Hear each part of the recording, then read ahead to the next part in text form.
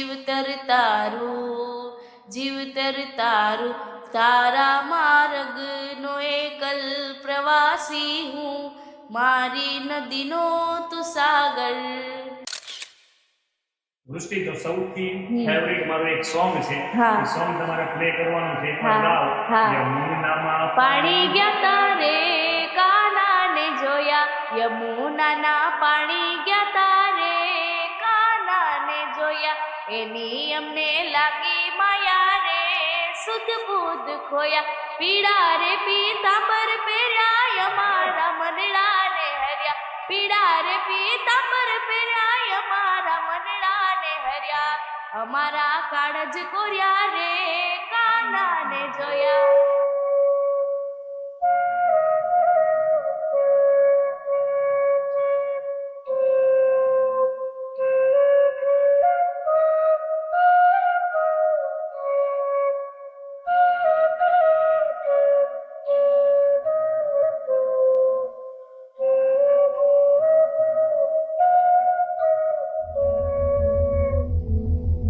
પણ તમારી અંદર તમારા દિલની દુનિયા કેવી છે અંદરથી?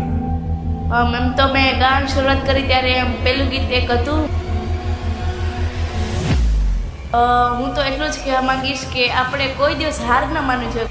તમારે કોના જેવું બન્યું છે? ચાલીને મનોરથ જીવતું, માલી રે માયાને જીવતું, અધીરો ને વ્યાકુળ થઈને પામે રે કશું નહીં જીવતું. મિત્રો, હું ઉમેશ પટેલ. આજે આપણા સ્ટુડિયોની અંદર એક એવા ગેસ્ટ આવ્યા છે કે મેજિક તમે વિચારી નહીં શકો. કારણ કે આજે અમારું જે આ પોડકાસ્ટ છે એનું નામ અમે રાખ્યું છે વોઇસ બિયોન્ડ વિઝન. એટલે કે અવાજ જે આંખોથી પણ દૂર જોઈ શકે. અવાજ જે છે એ આંખો કરતાં પણ દૂર જોઈ શકે. તમે કોઈ દિવસ ભગવાનને જોયા તો નથી, પણ આજે હું તમને એક એવા વ્યક્તિની સાથે મુલાકાત કરાવું છું કે જેમના અવાજની અંદર સાક્ષાત ભગવાન વસે છે. માત્ર એમની ઉંમર 15 વર્ષ છે. વૃષ્ટિ પરેશભાઈ વેકરિયા. તમે વિચારી નહીં શકો આજની દુનિયાની અંદર ભગવાને જે આપણને આ કેમેરો આપ્યો છે, કે જે આંખો છે, જેની અંદર બધું જ આ દુનિયાનું આપણે જોઈ શકીએ છીએ, છતાં પણ જીવનમાં ડિપ્રેશન, ટેન્શન ને આ બધી જ વસ્તુ હોય. શું તમને એવું લાગે છે કે સપનાઓ પૂરા કરવા માટે આંખો જોઈએ, એક સક્સેસનેસ સુધી પહોંચવા માટે આંખો જોઈએ? એવું કોઈ જરૂર નથી. ભગવાન ગિફ્ટ સ્વરૂપે જે પણ આપે છે એને આપણે સ્વીકારવું પડે, અને સ્વીકારીને અંદરથી જો તમારી આત્મા શુદ્ધ હોય અને તમે એક વિચાર કર્યો હોય કે મારે અહીંયા સુધી પહોંચવું છે, તો એને પહોંચવામાં ભગવાન સાક્ષાત તમારી મદદ કરે છે. એવા એક ગેસ્ટ આપણી સમક્ષ આજે મારા પોડકાસ્ટની અંદર આવ્યા છે. હું એટલો હેપી છું કે વાત જવા દો. સ્પેશિયલી એમની સાથે અમે વાતોચીતો કરી તો તમે વિચારી નહીં શકો કે એમનો એજ્યુકેશનની સાથે સાથે એક બહુ જ સારા સિંગર છે, જે આપણા ગુજરાતની માટે ગર્વની વાત કહેવાય કે આપણા ગુજરાતની અંદર 15 વર્ષના આવા સિંગર, આવું સિંગિંગ કરવું પણ પોસિબલ છે. અને એમને બહુ જ સારી સફળતાઓ મેળવી છે.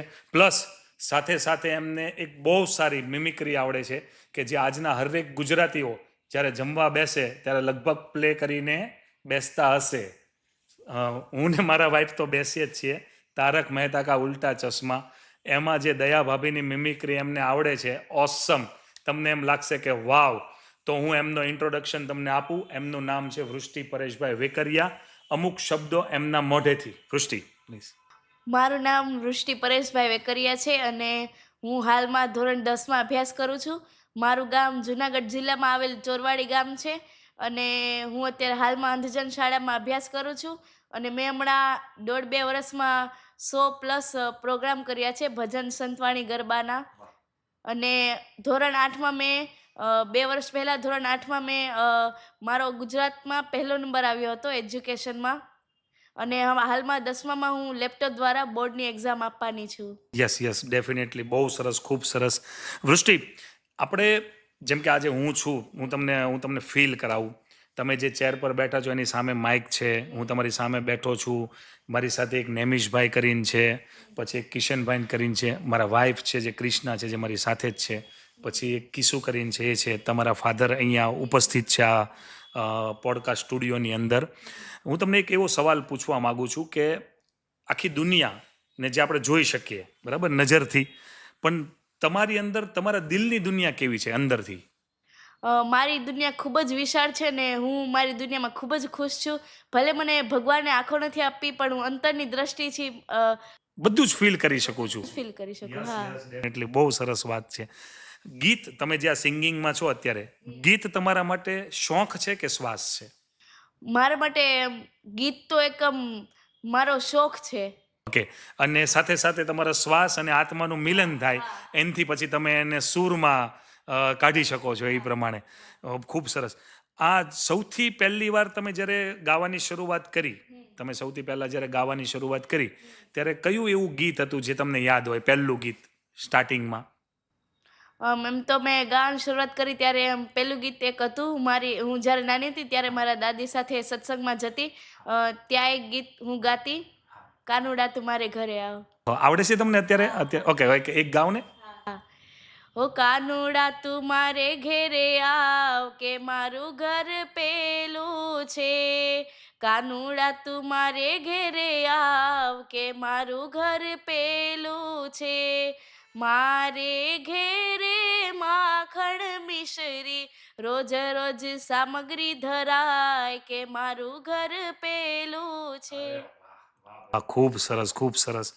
ભગવાનની એક અદ્ભુત કળા કહેવાય. ચાલો ને, હું તમને કહું વૃષ્ટિ, જો તમને આંખો મળે તો સૌથી પહેલો ચહેરો તમે કોનો જોશો?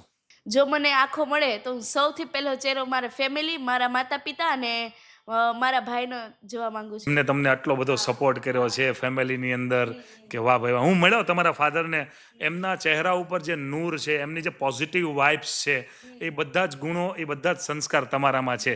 બાકી આજના પેરેન્ટ્સોએ એમના બાળકોને આગળ વધારવા માટે ઘણી બધી મહેનતો કરતા હોય છે, પણ તમે પણ એક સાકાર કર્યું છે કે એક દીકરી થઈને આ ઉંમરમાં તમે આ લેવલ ઉપર પહોંચ્યા ને, એ પ્રાઉડ કહેવાય યાર. હું સાચું કહું ને તો મારી પાસે તો બધું હતું ને તો હું તમારી ઉંમરનો હતો ને ત્યારે નકરા આટા મારતો હતો, કાંઈ નહોતો કરતો. આ રિયાલિટી છે અને તમે બહુ સક્સેસનેસ મેળવેલી છે.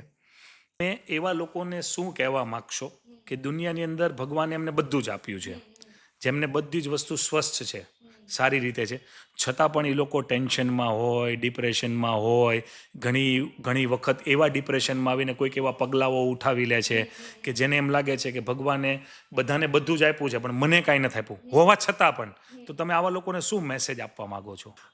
હું તો એટલું જ કહેવા માંગીશ કે આપણે કોઈ દિવસ હાર ન માનવી જોઈએ, કોઈ દિવસ હિંમત ન હારવી જોઈએ અને આપણે હંમેશા જીવનમાં ખુશ રહેવું જોઈએ અને ભગવાને જે પણ આપણને કંઈ આપ્યું છે તેમાં આપણે સંતુષ્ટ રહેવું જોઈએ.